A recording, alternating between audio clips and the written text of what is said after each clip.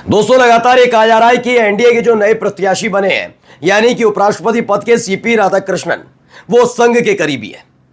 मोदी शाह गुट के हाथों इस बार उपराष्ट्रपति पद नहीं आया, लेकिन आज मैं आपको वो एक्सक्लूसिव खबर दिखाने जा रहा हूं जो आपको कोई न्यूज चैनल नहीं दिखाएगा। खबर यह है कि आरएसएस को गच्चा दे दिया मोदी शाह की जोड़ी ने। जी हां, और यह जानकारी अब आरएसएस तक पहुंच गई है। यह बात सही है कि सीपी राधाकृष्णन आरएसएस में रहे, 16 साल की उम्र में ही वो आरएसएस में शामिल हो गए थे, लेकिन लंबे समय तक आरएसएस में रहते रहते जैसे ही मोदी शाह का युग आया, वो मोदी शाह के बेहद करीबी हो चले थे। आज मैं आपको सबूतों के साथ दिखाने जा रहा हूं जिन सीपी राधाकृष्णन के गुणगान गोदी मीडिया बीजेपी के नेता गा रहे हैं, उनका असली चरित्र क्या रहा है। आज मैं आपको दिखाऊंगा सीपी राधाकृष्णन है क्या, मोदी शाह या फिर बीजेपी की रणनीति सीपी राधाकृष्णन के जरिए क्या है, और कहां आकर आरएसएस को गच्चा दे दिया है, जिससे आरएसएस आग बबूला है सीपी राधाकृष्णन के नाम को लेकर। क्योंकि अब ऐलान तो हो गया, अब बैकफुट पर आ नहीं सकते, लेकिन अब यहीं से खेल शुरू हुआ है। क्योंकि मोदी शाह को लगा कि किसी को पता नहीं लगेगा, आरएसएस को लगेगा कि मोदी शाह को गच्चा दे दिया, मोदी शाह बैकफुट पर आ गए, लेकिन चुपके से उन्होंने आरएसएस के उस नेता पर दाव लगा दिया जो आरएसएस से ज्यादा मोदी शाह का करीबी है। और आज मैं इनके ऐसे ऐसे कारनामे दिखाऊंगा, सुनकर आप समझ जाएंगे ये पिछले वाले से भी बड़के वाले हैं। नमस्कार, मैं हूं प्रज्वल गौतम और आप देख रहे हैं टाइम्स एक्सप्रेस। हर किसी ने देखा जब उपराष्ट्रपति बने जगदीप धनखड़ साहब, उपराष्ट्रपति रहते हुए भी वो किस तरीके से नरेंद्र मोदी और अमित शाह के सामने, खास तौर पर हम दोनों के सामने हाथ जोड़कर पूरी तरह झुक जाते थे। वो बार बार ये कहते रहे वो किसान के बेटे, वो जाटों के नेता बेटे, जाट के बेटे हैं, लेकिन जाट बिरादरी से ही ताल्लुक रखने वाले लोग बड़े गुस्सा रहते थे। किससे? जगदीप धनखड़ से। कि हम ये नहीं कहते किसी का सम्मान मत करो, वो ये नहीं कहते, वो कहते थे कि पहले तो पद का सम्मान और उम्र दोनों का तो ख्याल रखो ना। तुम पद का ख्याल रख रहे ना उम्र का ख्याल रख रहे, वो बात अलग है। कि अब ऐसे मोड़ पर लाकर खड़ा कर दिया जगदीप धनखड़ साहब को, आज उन्हें एहसास हो रहा होगा उन्होंने कितनी बड़ी गलती की है ना। अब लोग सोच रहे थे जगदीप धनखड़ साहब तो गए और बैर चल रहा है आरएसएस वर्सेस मोदी शाह का, सब यही सोच रहे थे। अचानक से नाम निकलता है सीपी राधाकृष्णन का। जिंदाबाद के नारे, ये हो गया वो हो गया, सीपी राधाकृष्णन जैसा कोई नहीं। जैसे वो आई थी ना एक जस्सी जैसा कोई नहीं, वैसे ही सीपी राधाकृष्णन जैसा कोई नहीं। कोई आपको एक कारनामा नहीं बताएगा इनका, और वो कारनामा बहुत सदियों पुराना नहीं है, वो आप लोगों के सामने घटा, लेकिन वो मीडिया उसका जिक्र नहीं कर रहे। आप अभी भी न्यूज चैनल, मेरा चाहे तो एकदम पॉज कीजिए और सीपी राधाकृष्णन के बारे में कहीं न्यूज चैनल में जाकर पढ़ लीजिए, देख लीजिए, आपको दिखाया जाएगा उन जैसा संत आदमी नहीं है। राजनीति में ऐसे आदमी मिलते नहीं, विरले हैं। और मैं आज आपको जो काम दिखाऊंगा उनका, उससे पता लगता है कि उन्होंने कैसे संवैधानिक पद पर बैठकर एक ऐसा काम किया था जो उनके इस पूरे करियर पर दाग लगा गया। और वो उन राज्यपालों में शामिल रहे जो मोदी शाह के कहने पर चुनी हुई सरकारों के साथ अन्याय करते रहे। जी हां, पूरी जिम्मेदारी के साथ अपने चैनल पर बोल रहा हूं। पहले देखिए, यह एक बयान आया है, इस बयान को पढ़िएगा। यह बयान है एनडीए की ओर से उपराष्ट्रपति पद के उम्मीदवार हैं सीपी राधाकृष्णन पर प्रतिक्रिया देते हुए शिवसेना यूबीटी के सांसद हैं अरविंद सावंत ने कहा, भाजपा ने द्रौपदी मुर्मू को राष्ट्रपति तो बना दिया, लेकिन राम मंदिर की प्राण प्रतिष्ठा में उन्हें बुलाना तक जरूरी नहीं समझा।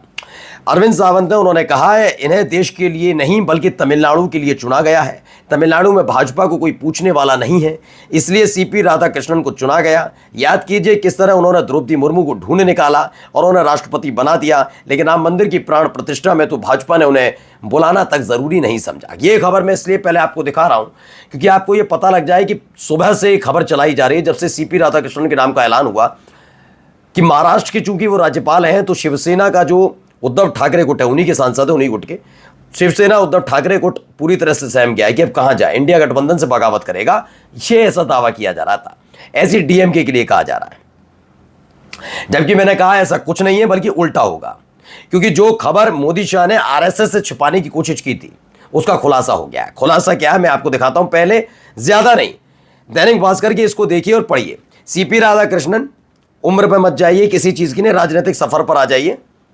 इसमें जो एक चीज लिखी है वो पढ़िए, वो है साल 2023 झारखंड के राज्यपाल बने। दरअसल जब मैंने सर्च किया तो पता लगा ये साल 2023 में झारखंड के राज्यपाल बने थे। और खास बात ये थी, ये 2023 में बता देगा हम, देखिए सीपी राधाकृष्णन ये 18 फरवरी 2023 से 30 जुलाई 2024 तक, यानी तकरीबन 1 साल 163 दिन ये राज्यपाल रहे झारखंड के। आप कहेंगे झारखंड के राज्यपाल से मतलब क्या, राज्यपाल तो बन सकता है ना, यही सोचेंगे ना, लेकिन यहीं से खेल है। याद करिए, हेमंत सोरेन, ईडी का शिकंजा, उन्होंने इस्तीफा दिया और वो चाहते थे, उन्होंने जब इस्तीफा दिया तो उन्होंने चंपई सोरेन का नाम नामित किया कि आप मुख्यमंत्री बनेंगे। याद आया? कुछ नहीं आया। आगे याद दिलाता हूं।